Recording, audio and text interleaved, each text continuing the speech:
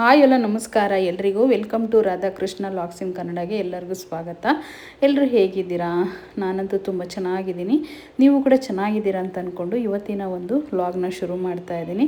So ಇವತ್ತು vlog ಅಂತಂದರೆ ಇವತ್ತು ಒಂದು ಸ್ವಲ್ಪ ನಾವೊಂದು ರೊಟೀನ್ ಏನು ತಿಂತೀವಿ, ಏನು ಮಾಡ್ತೀವಿ ಅಂತೇಳಿ ನಿಮ್ಮ ಜೊತೆ ಶೇರ್ ಮಾಡ್ಕೊಳ್ಳೋಣ ಅಂತ. ಸೊ ಡೈಲಿ ಟ್ರಿಪ್ ಹೋಗೋದು ಮತ್ತು ದೇವಸ್ಥಾನಗಳಿಗೆ ಹೋಗೋದೇ ಶೇರ್ ಮಾಡ್ಕೊತಾ ಇದ್ದೆ. ಇವತ್ತು ನನ್ನ ಒಂದು ಡೈಲಿ ರೊಟೀನ್ ಹೇಗಿರುತ್ತೆ ಅಂತ ನಿಮ್ಮ ಜೊತೆ ಶೇರ್ ಮಾಡ್ಕೊಳ್ತಾ ಇದ್ದೀನಿ. ವಿಡಿಯೋ ಇಷ್ಟ ಆದರೆ ಒಂದು ಲೈಕ್ ಮಾಡಿ, ಶೇರ್ ಮಾಡಿ, ಕಮೆಂಟ್ ಮಾಡಿ. ಸೊ ಬನ್ನೀಗ ಶುರು ಮಾಡೋಣ. ಇವತ್ತು ನಾನು ಬೆಳಗ್ಗೆನೇ ಬೇಗ ಎದ್ಬಿಟ್ಟು ಮನೆ ಕೆಲಸ ಎಲ್ಲ ಮುಗಿಸ್ದೆ. ಸೊ ಮುಗಿಸಿದಾದ್ಮೇಲೆ ಇವತ್ತು ಸೋಮವಾರ ಅಲ್ವಾ, ಸೊ ಹಾಗಾಗಿ ನಾನು ದೇವ್ರ ಪೂಜೆನೆಲ್ಲ ಮುಗಿಸ್ಬಿಟ್ಟು ಈಗ ತಿಂಡಿ ಮಾಡೋಣ ಅಂಥೇಳಿ ಅಕ್ಕಿ ರೊಟ್ಟಿ ಮಾಡ್ತಾಯಿದ್ದೀನಿ. ಇವತ್ತು ನಮ್ಮ ಮನೇಲಿ ಅಕ್ಕಿ ರೊಟ್ಟಿ ಅಂದರೆ ತುಂಬ ಇಷ್ಟ, ಸೂಪರಾಗಿ ಮಾಡ್ತೀನಿ ನಾನು. ಸೊ ಹಾಗಾಗಿ ಮಸಾಲೆ ಅಕ್ಕಿ ರೊಟ್ಟಿ ಮಾಡ್ತಿರುವಂಥದ್ದು. ನಮ್ಮ ಮನೇಲಿ ಅಕ್ಕಿ ಹಿಟ್ಟು ಇರಲಿಲ್ಲ ಹಾಕ್ಸಿರೋದು, ಸೊ ಹಾಗಾಗಿ ಅಂಗಡಿಲೇ ತೊಗೊಂಡು ಬಂದಿದ್ದೆ. 1 kg ಅಕ್ಕಿ ಪಾಕೆಟ್ ಇಟ್ಟು ಅದನ್ನು ತೊಗೊಂಡು ಬಂದೀಗ ಒಂದು ಬಾಣಲಿ ತೊಗೊಂಡು ಬಾಣಲಿಲಿ ಹಾಕ್ಕೊಳ್ತಾ ಇದ್ದೀನಿ. ಸೊ ಈಗ ತೋರಿಸಿದ್ನಲ್ಲ ನಿಮಗೆ ಇಂಗ್ರೀಡಿಯೆಂಟ್ಸ್ ಏನೇನು ಹಾಕಬೇಕು ಅಂತ ಹೇಳ್ಬಿಟ್ಟು. ಸೊ ಅದಕ್ಕೆ ನಾನು ಒಂದು ಸೌತೆಕಾಯಿ ತುರ್ಕೊಂಡಿದ್ದೀನಿ, ಮತ್ತು ಒಂದು ಕ್ಯಾರೆಟ್ ತುರಿನ ತುರ್ಕೊಂಡಿದ್ದೀನಿ. ಈರುಳ್ಳಿನ ಜಾಸ್ತಿ ಸಣ್ಣದಾಗಿ ಹೆಚ್ಚಿ ಹಾಕ್ಕೊಳ್ತಿರುವಂಥದ್ದು. ಹಾಗೆಯೇ ಇದಕ್ಕೆ ನೆಕ್ಸ್ಟು ಲೆವೆಲ್ ಟೇಸ್ಟ್ ಕೊಡಬೇಕು ಅಂತಂದರೆ ನಮಗೆ ಕಡಲೆಬೀಜ ಪುಡಿ ಹಾಕಬೇಕು. ಅಂದರೆ ಕಡಲೆಬೀಜ ಪುಡಿ ಅಂದರೆ ಹುರ್ಕೊಂಡು ತರಿ ಪುಡಿ ಮಾಡ್ಕೊಂಡಿರಬೇಕು. ಸೊ ಅದಾದಮೇಲೆ ಇನ್ನೂ ನೆಕ್ಸ್ಟ್ ಲೆವೆಲ್ ಟೇಸ್ಟ್ ಬೇಕು ಅಂದರೆ ಮೊಸರು, ಒಂದು 1/4 ಲೀಟ್ರ್ ಮೊಸರು ಮತ್ತು ಕಾಯಿ ತುರಿ ಹಾಕ್ಕೊಳ್ತಾ ಇದ್ದೀನಿ. ನಿಜವಾಗೂ ಎಷ್ಟು ಚೆನ್ನಾಗಿರುತ್ತೆ ಟೇಸ್ಟು ಅಂತಂದರೆ ಒಂದ್ಸರಿ ಟೇಸ್ಟ್ ಮಾಡಿ ನೋಡಿ, ನೀವು ಕೂಡ ಮಾಡಿಕೊಂಡು. ಲಾಸ್ಟ್ ಫೈನಲಿ ಜೀರಿಗೆ ಹಾಕ್ಕೊಳ್ತಾ ಇದ್ದೀನಿ ನಾನು. ಇದಕ್ಕೆ ಜೀರಿಗೆ ಮತ್ತು ರುಚಿಗೆ ತಕ್ಕಷ್ಟು ಉಪ್ಪನ್ನು ಹಾಕ್ಕೊಂಡು ನಾವೀಗ ನೀಟಾಗಿ ಮಿಕ್ಸ್ ಮಾಡ್ಕೋಬೇಕು ಇದನ್ನೆಲ್ಲ. ಸೊ ಕೊತ್ತಂಬರಿ ಸೊಪ್ಪು ಕೂಡ ಹಾಕ್ತೆ ನಾನು. ಕೊತ್ತಂಬರಿ ಸೊಪ್ಪು, ಕರಿಬೇವಿನ ಸೊಪ್ಪು ಕೂಡ ಸಣ್ಣದಾಗಿ ಹೆಚ್ಚಿ ಹಾಕಬಹುದು. ಎಷ್ಟು ಚೆನ್ನಾಗಿರುತ್ತೆ ಗೊತ್ತಾ ರೀ, ಇದನ್ನು ಮಾಡಿ ನೋಡಿ ಒಂದ್ಸರಿ, ಎಷ್ಟು ಚೆನ್ನಾಗಿರುತ್ತೆ ಟೇಸ್ಟ್ ಅಂತ ಹೇಳಿ ಕಮೆಂಟ್ ಮಾಡಿ ಹೇಳಿ. ಸೊ ಇದನ್ನು ನೀಟಾಗಿ ಫಸ್ಟು ಮಿಕ್ಸ್ ಮಾಡ್ಕೋಬೇಕು. ಈ ಅಕ್ಕಿ ರೊಟ್ಟಿ ಮಾಡಿದ್ದೀನಿ ನಮ್ಮ ಮನೇಲಂತೂ, ಮಧ್ಯಾಹ್ನ ಊಟಕ್ಕೂ ಇದೆ, ಬೆಳಗ್ಗೆ ತಿಂಡಿಗೂ ಇದೆ ಆಗಿಬಿಡುತ್ತೆ. ಅಷ್ಟು ಜಾಸ್ತಿ ಹಿಟ್ಟನ್ನ ಕಲಿಸ್ಕೊತೀನಿ ನಾನು. ಮನೆಗೆ ನಾನೊಂದು 3 ರಿಂದ 4 ರೊಟ್ಟಿ ತಿಂತೀನಿ, ಸಣ್ಣ ಸಣ್ಣದು. ನಮ್ಮ ಮನೇಲಿ ಕೂಡ 5 ರೊಟ್ಟಿ ಅಥವಾ 4 ರೊಟ್ಟಿ ಅವ್ರು ಕೂಡ ತಿಂತಾರೆ. ಇದಕ್ಕೆ ನಾನು ಶೇಂಗಾ ಚಟ್ನಿ ಮಾಡ್ಕೊಳ್ತಾ ಇದ್ದೀನಿ. ಸೊ ತುಂಬ ಚೆನ್ನಾಗಿರುತ್ತೆ. ಈಗ ಇನ್ನೊಂದು ಸ್ವಲ್ಪ ನೀರು ಬೇಕಂತ ಅನ್ನಿಸ್ತು, ಸೊ ಹಾಗಾಗಿ ಇನ್ನೊಂದು ಸ್ವಲ್ಪ ನೀರು ಹಾಕ್ಕೊಂಡು ನೀಟಾಗಿ ಮಿಕ್ಸ್ ಮಾಡ್ಕೊಳ್ತಾ ಇದ್ದೀನಿ. ಇದು ಸ್ವಲ್ಪ ನೀರಿಗೆ ಇರಬೇಕು, ಆವಾಗ ತೊಟ್ಟಕ್ಕೆ ಚೆನ್ನಾಗಿರುತ್ತೆ. ಅವಾಗೆಲ್ಲ ಹಿಟ್ಟು ಹಾಕ್ಕೊಂಡು ತೊಟ್ಬಿಡೋರು ಅಮ್ಮರೆಲ್ಲ. ಸೊ ನನಗೆ ಆ ರೀತಿ ಎಲ್ಲ ಬರೋದಿಲ್ಲ ಮಾಡೋಕ್ಕೆ. ಈ ರೀತಿ ನಾನು ಸ್ವಲ್ಪ ತೆಳ್ಳು ಕಲಿಸ್ಕೊಂಡು ಒಬ್ಬಟ್ಟು ಎಲೆ ಬರುತ್ತಲ್ವ, ಅದ್ರ ಮೇಲೆ ತಟ್ಟಿ ಹೆಂಚಿನ ಮೇಲೆ ಹಾಕ್ಬಿಡ್ತೀನಿ ನಾನು. ಈ ರೀತಿ ಒಬ್ಬಟ್ಟು ಎಲೆ ತೊಗೊಂಡು ಅದಕ್ಕೆ ಸ್ವಲ್ಪ ಎಣ್ಣೆ ಜಾಸ್ತಿ ಸವರ್ಕೋಬೇಕು. ಏಕೆಂದರೆ ಹಂಚಿನ ಮೇಲೆ ಹಾಕಿದ್ಮೇಲೆ ರೊಟ್ಟಿ ಚೆನ್ನಾಗಿ ಬಿಡುತ್ತೆ ಅಂತ ಹೇಳಿ. ನೋಡಿ ಇಷ್ಟಪ್ಪ ಒಂದು ಉಂಡೆನ ತೊಗೊಂಡಿದ್ದೀನಿ. ಫಸ್ಟು ಒಂದು ಸಣ್ಣದು ಹಾಕ್ಕೊಳ್ತೀನಿ, ಚೆನ್ನಾಗಿ ಬರುತ್ತೋ ಇಲ್ವಾ ಅಂತ ನೋಡಬೇಕಲ್ವ. ಸೊ ಹಾಗಾಗಿ ಒಂದು ಸ್ವಲ್ಪ ಸಣ್ಣದು ತಟ್ಕೊಳ್ತಾ ಇದ್ದೀನಿ ನಾನು ರೊಟ್ಟಿನ. ನಾವು ಯಾವ ರೀತಿ ತೊಟ್ಟಿದ್ರೂ ಆ ರೀತಿ ತೆಳ್ಳಗೆ ಬರುತ್ತೆ ಬಿಡಿ. ಇದರಲ್ಲಿ ಬಾಳೆ ಎಲೆಯಲ್ಲಿ ಕೂಡ ಮಾಡ್ಬೋದು ಇದನ್ನು.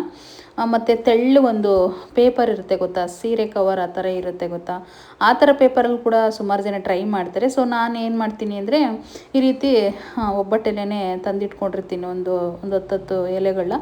ಈ ರೀತಿ ರೊಟ್ಟಿಗಳು ಹಾಕ್ಕೊಳ್ತಾ ಇರ್ತೀನಿ ಅವಾಗವಾಗ, ವಾರಕ್ಕೆ 1 ರಿಂದ 2 ಸರಿ. ರಾಗಿ ರೊಟ್ಟಿಗೂ ಇದೇ ಇಂಗ್ರೀಡಿಯೆಂಟ್ಸ್ ಯಾಕೆ ಮಾಡ್ತೀನಿ ನಾನು, ರಾಗಿ ಹಿಟ್ಟು ಮಾತ್ರ ಹಾಕ್ಕೊಳ್ತೀನಿ ಅಷ್ಟೇ. ಸೊ ನೋಡಿ ಇಷ್ಟು ತೊಟ್ಕೊಂಡಿದ್ದಾದಮೇಲೆ ಈಗ ಬಾಣಲಿ ತೊಗೊಂಡು ಹೆಂಚನ್ನ ಇಟ್ಟಿದ್ದೀನಿ. ಬಾಣಲಿ ಅನ್ಬೋದು, ಹೆಂಚು ಕೂಡ ಅನ್ಬೋದು. ಸೊ ಎಣ್ಣೆನ ಹಾಕ್ಕೊಂಡು ಸ್ಪ್ರೈ ಇರೋದು ಒಂದು ತೊಗೊಂಡಿದ್ದೀನಿ ನಾನು, ತುಂಬ ಚೆನ್ನಾಗಿದೆ ಅದು. ಸೊ ಅದನ್ನು ಹಾಕ್ಕೊಂಡು ಈಗ ನೋಡಿ ಎಷ್ಟು ಚೆನ್ನಾಗಿ ಬಿಡ್ತಾ ಇದೆ.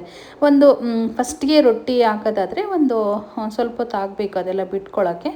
ಕಾವು ಚೆನ್ನಾಗಿ ಬಂದರೆ ಬೇಗ ಬಿಟ್ಬಿಡುತ್ತೆ ರೊಟ್ಟಿ. ನೋಡಿ ಚೆನ್ನಾಗೆ ಬಿಟ್ಟು ಎಲೆಗಳಿಂದ. ಮತ್ತೀಗ ನಾನು ಉಲ್ಟ ಮಾಡ್ಕೊಳ್ತಾ ಇದ್ದೀನಿ. ತುಂಬ ಚೆನ್ನಾಗಿ ಬೇಯಬೇಕು. ಈ ರೀತಿ ಬೆಂದರೆ ಚೆನ್ನಾಗಿರುತ್ತೆ ತಿನ್ನೋಕ್ಕೆ. ನಾವು ಹಾಗೇ ತಿನ್ಬೋದು ಇದನ್ನು, ಏಕೆಂದರೆ ಹಸಿಮೆಣ್ಸಿಕಾಯಿ ಕೂಡ ಖಾರವಾಗಿ ಹಾಕ್ಕೊಂಡಿರ್ತೀವಿ. ಮತ್ತು ಜೀರಿಗೆ, ಬಾಯಿಗೆ, ಈರುಳ್ಳಿ, ಕೊತ್ತಂಬರಿ ಸೊಪ್ಪು, ಕರಿಬೇವಿನ ಸೊಪ್ಪು, ಮೊಸರಿನ ಟೇಸ್ಟು, ನಾವು ಕಡಲೆಬೀಜ ಪುಡಿ ಟೇಸ್ಟು, ಇಷ್ಟೊಂದೆಲ್ಲ ಸಿಗುತ್ತಲ್ವ, ಎಷ್ಟು ಅದ್ಭುತವಾಗಿರುತ್ತೆ ಗೊತ್ತಾ ಈ ರೊಟ್ಟಿ. ಸೊ ನಾನು ಇನ್ನೊಂದು ಹಾಕ್ತಾಯಿದ್ದೀನಿ ನೋಡಿ, ಅದು ಕೂಡ ತುಂಬ ಚೆನ್ನಾಗಿ ಬಂತು. ಇಷ್ಟು ರೊಟ್ಟಿಗಳನ್ನ ಮಾಡಿದ್ದೀನಿ ತಿಂಡಿಗೆ. ಇವಾಗ ನಾನು ಮಧ್ಯಾಹ್ನ ಬೇಕಂದರೆ ಮತ್ತೆ ಹಾಕ್ಕೊಳ್ಳೋಣ, ಫ್ರಿಜ್ಜಲ್ಲಿ ಇಟ್ಕೊಂಡು ನಡೆಯುತ್ತೆ ಅವಿಟ್ಟನ್ನ. ಏನಾದರೂ ನಾವು ಕಡೆಯಲ್ಲಿಟ್ಟರೆ ಇವಾಗ ಬೇಸಿಗೆ ಕಾಲ ಆಗಿರೋದ್ರಿಂದ ನೋಡಿ ಎಷ್ಟು ತೆಳ್ಳಗೆ ಬಂದಿದೆ, ಅಳಿಸ್ಬಿಡುತ್ತೆ ಇಟ್ಟು ನಾವೇನಾದರೂ ಅದೇ ರೀತಿ ಕಡೆಯಲ್ಲಿಟ್ಟರೆ. ಸೊ ಕಡಲೆಬೀಜ ಚಟ್ನಿ ಇದಕ್ಕೆ ತುಂಬ ಹೊಂದಾಣಿಕೆ ಅಂತಲೇ ಹೇಳ್ಬೋದು. ಕಡಲೆಬೀಜ ಚಟ್ನಿ, ಶೇಂಗಾನ ಹುರ್ಕೊಂಡು, ಇನ್ನು ಬೆಳ್ಳುಳ್ಳಿ, ಸ್ವಲ್ಪ ಉಪ್ಪು, ಹುಣಸೆಹಣ್ಣು, ಕೊತ್ತಂಬರಿ ಸೊಪ್ಪೆಲ್ಲ ಹಾಕ್ಕೊಂಡು ಮಿಕ್ಸಿಗೆ ಹಾಕಿದ್ದೀನಿ. ಸ್ವಲ್ಪ ಕಾಯಿ ಕೂಡ ಹಾಕಿದ್ದೀನಿ ನಾನು. ಇನ್ನು ಇವಾಗ 2 ತಟ್ಟೆಗೆ ಹಾಕ್ಕೊಂಡು ತಿಂತಾಯಿದ್ದೀನಿ. ನಿಜವಾಗೂ ಎಷ್ಟು ಚೆನ್ನಾಗಿತ್ತು ಗೊತ್ತಾ. ತುಂಬ ಇಷ್ಟ ಆಯಿತು ನನಗೆ ಈ ರೊಟ್ಟಿ ಅಂತೂ. ನನಗೆ ತುಂಬ ಇಷ್ಟಪಟ್ಟು ಮಾಡ್ತಾಯಿರ್ತೀನಿ. ನೀವು ಕೂಡ ಬಂದು ಟಿಫನ್ ಮಾಡಿ ಅಂತ ಹೇಳ್ತೀನಿ ವಿಡಿಯೋ ಮುಖಾಂತರ. ಸೊ ನೀವು ಒಮ್ಮೆ ಟ್ರೈ ಮಾಡಿ ನೋಡಿ, ನನಗೆ ಕಾಮೆಂಟ್ ಮಾಡಿ. ಸೊ ಇನ್ನೇನು ಅದೆಲ್ಲ ಆದಮೇಲೆ ಮುಗಿಸ್ಕೊಂಡು ಅಂಗಡಿನ ಓಪನ್ ಮಾಡಿ ಸ್ವಲ್ಪ ಗೋಲ್ಡ್ ಶಾಪ್ ಹತ್ರ ಕೆಲಸ ಇತ್ತು ನನಗೆ. ನಂದು ಚೈನ್ ಇತ್ತಲ್ವ, ಆ ಚೈನು ಒಂಚೂರು ಕಟ್ಟಾಗಿಬಿಟ್ಟಿತ್ತು. ನಾನೀಗ ಹಾಕ್ಕೊಂಡಿದ್ದೀನಲ್ಲ ಅದು ಬಂದುಬಿಟ್ಟು ಫ್ಯಾನ್ಸಿದು. ಭಾಳ ಜನ ಕೇಳ್ತೀರ ನನಗೆ. ಸೊ ಇನ್ನೊಂದು ಇದೇ ರೀತಿ ನಾನು ಇನ್ನೊಂದು ಗೋಲ್ಡ್ ಚೈನ್ ಕೂಡ ಇದೆ ನಂದು, ಇವತ್ತು ತೋರಿಸ್ತೀನಿ ನಿಮಗೆ. ಅದು ಒಂಚೂರು ಸೈಡಲ್ಲಿ ಕಟ್ಟಾಗಿತ್ತು. ಯಾವಾಗನ್ನ ಪ್ರಾಬ್ಲಮ್ ಇದ್ದಾಗ ಗೋಲ್ಡ್ ಶಾಪಿಗೆ ತಂದು ಇಟ್ಬಿಡ್ತೀನಿ ನಾನು. ನೋಡಿ ಇದು ಗೋಲ್ಡು. ನಾನೀಗ ರಿಯಲಾಗಿ ಹಾಕ್ಕೊಂಡಿದ್ದೀನಲ್ಲ ಅದು ಬಂದುಬಿಟ್ಟು ಫ್ಯಾನ್ಸಿದು. ಖಂಡಿತ ನಿಜ ಹೇಳ್ತೀನಿ, ಸುಳ್ಳು ಯಾಕೆ ಕೇಳ್ಕೊಬೇಕಲ್ವ. ಸೊ ಹಾಗಾಗಿ ಅದನ್ನು ಒಂಚೂರು ಯಾಕೋ ಕಡ್ಡಿ ಥರ ಎದ್ದಿದ್ರದ್ರಿಂದ ರೆಡಿ ಮಾಡಿಸ್ಕೊಂಡು ಬರೋಣ ಅಂಥೇಳಿ ಗೋಲ್ಡ್ ಶಾಪಿಗೆ ಬಂದಿದ್ದೆ. ಸೊ ಅದು ಒಂದು ಕೆಲಸನೇ ಅಲ್ವಾ. ಅದನ್ನು ಕೂಡ ಮುಗಿಸ್ಕೊಂಡು ಯಾವಾಗಲೂ ಇದೇ ಶಾಪಲ್ಲೇ ನಾನು ಬರೋದು. ಇದು 11 ಗ್ರಾಮ್ ಇದೆ ಗೋಲ್ಡ್ ಚೈನು. ತುಂಬ ಚೆನ್ನಾಗಿದೆ, ತುಂಬ ಗಟ್ಟಿಮುಟ್ಟಾಗಿದೆ. ಸೊ ಅದನ್ನೆಲ್ಲ ಮುಗಿಸ್ಕೊಂಡು ಮನೆಗೆ ಬಂದು ಇನ್ನು ಅಂಗಡಿಲೆಲ್ಲ ಕೆಲಸ ಮುಗಿಸ್ಕೊಂಡು ಸ್ಟಿಚ್ ಮಾಡೋದೆಲ್ಲ ಇತ್ತು. ನೆಕ್ಸ್ಟ್ ವಿಡಿಯೋದಲ್ಲಿ ನಾನು ಸ್ಟಿಚ್ ಮಾಡೋದು ಕೂಡ ನಿಮ್ಮ ಜೊತೆ ಶೇರ್ ಮಾಡ್ಕೊತೀನಿ. ಮೊದಲೆಲ್ಲ ನಾನು ಬೇಜಾನ್ ಸರಿ ಸ್ಟಿಚ್ ಮಾಡೋ ವಿಡಿಯೋಗಳೆಲ್ಲ ಹಾಕಿದ್ದೀನಿ. ನಾನು ಟೈಲರ್ ಕೆಲಸ ಕೂಡ ಮಾಡ್ತೀನಿ, ಹೆಣ್ಮಕ್ಳು ಬಟ್ಟೆಗಳೆಲ್ಲ ಸ್ಟಿಚ್ ಮಾಡ್ತೀನಿ ನಾನು, ಬ್ಲೌಸ್ ಪೀಸಸ್ಗಳೆಲ್ಲ. ಸೊ ಇನ್ನು ನೈಟ್ ಏನಾದರೂ ಮಾಡಬೇಕಲ್ಲ. ಈಗ ಬೆಳಗ್ಗೆ ಮಧ್ಯಾಹ್ನ ಕೂಡ ರೊಟ್ಟಿ ತಿಂದಿದ್ದೆ. ಈಗ ಪಪ್ಪು ಮಾಡಿಬಿಟ್ಟು ರೈಸ್ ಮಾಡ್ಬಿಡೋಣ ಅಂತ ಹೇಳ್ಬಿಟ್ಟು ಪಪ್ಪು ಮಾಡ್ಕೊಂಡಿದ್ದೀನಿ ಆಲ್ರೆಡಿ. ಪಾತ್ರೆ ತೊಳೆಯೋದೆಲ್ಲ ಇತ್ತು, ಅದನ್ನು ವಾಶ್ ಮಾಡ್ಕೊಳ್ತಾ ಇದ್ದೀನಿ. ಹೆಣ್ಮಕ್ಳಿಗೆ ಚಾಲೆಂಜ್ ಅಂದರೆ ಪಾತ್ರೆ ತೊಳೆಯೋದು, ಮನೆ ಕ್ಲೀನ್ ಮಾಡೋದೇ ದೊಡ್ಡ ಕೆಲಸ. ಏಕೆಂದರೆ ಸಖತ್ ಬೇಜಾರಾಗುತ್ತೆ. ನಾವು ಬೆಳಗ್ಗೆ ಕ್ಲೀನ್ ಮಾಡಿದ್ರೆ ಆಲೇ ಮಧ್ಯಾಹ್ನ ಪಾತ್ರೆ ಸಿಂಕ್ ತುಂಬ ಬಿದ್ದಿರ್ತವೆ. ಇನ್ನು ಮಧ್ಯಾಹ್ನ ಕ್ಲೀನ್ ಮಾಡಿದ್ರೆ ಸಾಯಂಕಾಲ ಆಲ್ರೆಡಿ ಬಂದಿರ್ತವೆ ಪಾತ್ರೆಗಳು. ಈ ರೀತಿ ಇರುತ್ತೆ. ಸೊ ನಾನು ಒಂದು ದಿನಕ್ಕೆ 1 ಟೈಮ್ ತೊಳಿತೀನಿ. ಇಲ್ಲಾಂದರೆ ಕಾಫಿ ಬರ್ತೀನಲ್ಲ ಅಂಗಡಿಯಿಂದ 5 ಗಂಟೆಗೆ, ಅವಾಗ ಕೂಡ ವಾಶ್ ಮಾಡ್ಕೊಳ್ತೀನಿ.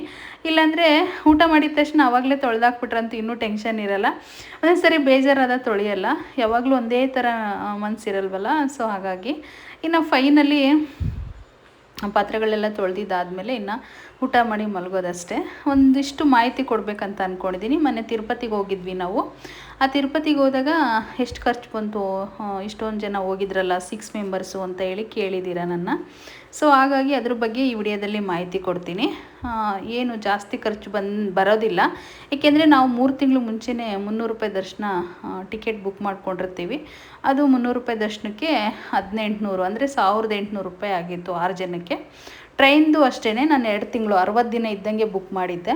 ಅದಕ್ಕೆ ಒಂದು ಎಷ್ಟು 6 ಜನಕ್ಕೆ 500 ರುಪೀಸು ಒಬ್ಬರಿಗೆ ಆದರೆ 3000 ರೂಪಾಯಿ ಬಂದಿತ್ತು. ಅಲ್ಲಿಗೆ 4800 ರೂಪಾಯಿ ಟಿಕೆಟ್ದು, 300 ರೂಪಾಯಿ ದರ್ಶನದ್ದು, ಟ್ರೈನಿಂದು ಆಗಿತ್ತು. ಅದಾದಮೇಲೆ ಇನ್ನು ನಮ್ಮ ಖರ್ಚುಗಳು ಅಲ್ಲೆಲ್ಲ ಸೇರಿ ಎಲ್ಲ ಮಾಡೋದಾದರೆ ನಾವು ಇಲ್ಲಿಂದ ಹೋಗೋದು ಮತ್ತು ಅಲ್ಲಿ ಟಿಫನ್ ಖರ್ಚು, ಊಟದ ಖರ್ಚು, ಇದೆಲ್ಲ ಖರ್ಚುಗಳೆಲ್ಲ ಇಬ್ಬರಿಂದ 3600 ರೂಪಾಯಿ ಬಂದಿತ್ತು. ಡಿವೈಡ್ ಮಾಡಿದ್ರಲ್ಲಿ ತಿರುಪತಿಲಿ. ಮತ್ತು ಇನ್ನೊಂದು ಸರಿ ಕೂಡ ಒಂದು 600 ರೂಪಾಯಿನ ಎಕ್ಸ್ಟ್ರಾ ಬಂದಿತ್ತು ಅಂತ ಹೇಳ್ತಾಯಿದ್ರು. ಅದು ನನಗೆ ಅಷ್ಟೊಂದು ಇವರೇ ಎಲ್ಲ ಕೊಟ್ಟಿದ್ದರು. ಮತ್ತು ಪಾಪ ಪದ್ಮನೂ ಸರಿತಾ ಅವರು ಎಲ್ಲ ಡಿವೈಡ್ ಮಾಡಿರಿ ಅಂತ ಹೇಳ್ಬಿಟ್ಟು ಅವ್ರು ಅಲ್ಲೇ ಫೋನ್ಪೇ ಮಾಡಿದ್ರು. ಒಟ್ಟಿಗೆ 3600 ಜೋಡಿಗೆ 3600 ರೂಪಾಯಿ ಖರ್ಚು ಬಂದಿತ್ತು. ಸೊ ಏನು ಗೊತ್ತಾ, ತಿರುಪತಿಗೆ ಹೋಗೋದಾದರೆ ನೀವು ಫಸ್ಟೇ 3 ಮಂತ್ಸ್ ಬ್ಯಾಕ್ ಅಂದರೆ ಮುಂಚೆನೇ ಬುಕ್ ಮಾಡ್ಕೊಳ್ಳಿ. ಸೈಬರ್ ಹತ್ರ ಹೋಗ್ಬಿಟ್ರೆ ತಿಂಗಳ 24ನೇ ತಾರೀಕು ಅಥವಾ 23ನೇ ತಾರೀಕು 11 ಗಂಟೆ ಅಥವಾ 10 ಗಂಟೆಯಿಂದ ನಿಮಗೆ ಖಂಡಿತ ದರ್ಶನಕ್ಕೆ ಬುಕ್ಕಿಂಗ್ ಬಿಡ್ತಾರೆ. ಅಂದರೆ ಅದೇ ಟೈಮ್ಗೆ ಹೋಗು ನಾವು OTP ಹಾಕಿ ಕುತ್ಕೋಬೇಕು, ಇಲ್ಲಾಂತಂದರೆ ಖಂಡಿತ ಸಿಗೋಲ್ಲ. ಮೊಬೈಲಲ್ಲಿ ಕೂಡ TTD ಅಂತ ಹೇಳಿ ಹೊಡ್ಕೊಂಡು ನಾವು ಆಪ್ಷನ್ನು ಕೂಡ ಡೌನ್ಲೋಡ್ ಮಾಡಿಕೊಂಡು ಮಾಡ್ಬೋದು.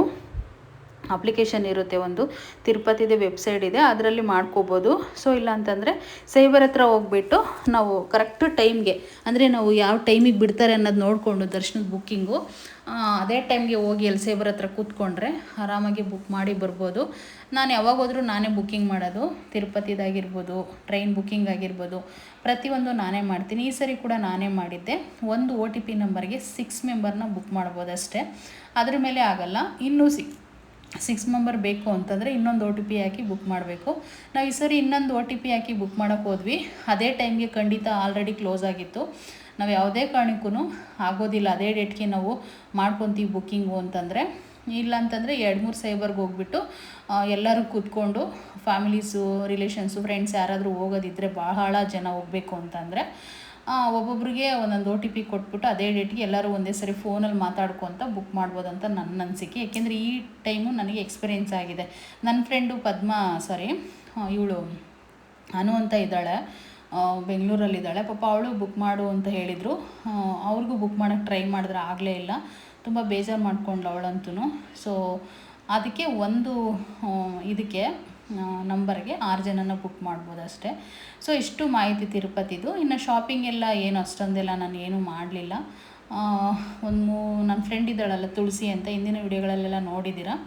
ಅವಳಿಗೆ 1-2 ಜೊತೆ ಬಳೆ, ನನಗೊಂದು 2 ಜೊತೆ ಬಳೆ. ಅದೇನೋ ಕಾಲು ಕಡ್ಗ ಇಷ್ಟ ಆಗಿತ್ತು ನನಗೆ, ಅದೇನೋ ಒಂಥರ ಚೆನ್ನಾಗಿತ್ತು. ಸಿಲ್ವರ್ ಕಡ್ಡಿಗೆ ಕರೆಮಣಿಗಳು ಹಾಕ್ಬಿಟ್ಟು ಮಾಡಿದ್ರದ್ದು ತುಂಬ ಚೆನ್ನಾಗಿತ್ತು. ಅದೊಂದು ತೊಗೊಂಡು ಬಂದಿದ್ದೆ. ಮತ್ತು ದೇವ್ರ ಮನೆಗೆ ನಾನು ಬತ್ತಿ ಇಡೋಕ್ಕೆ ಒಂದು ಬೇಕಾಗಿತ್ತು, ಅದನ್ನೊಂದು ತೊಗೊಂಡು ಬಂದಿದ್ದೆ ಅಷ್ಟೇ, ಇನ್ನೇನು ತೊಗೊಂಡು ಬಂದಿಲ್ಲ.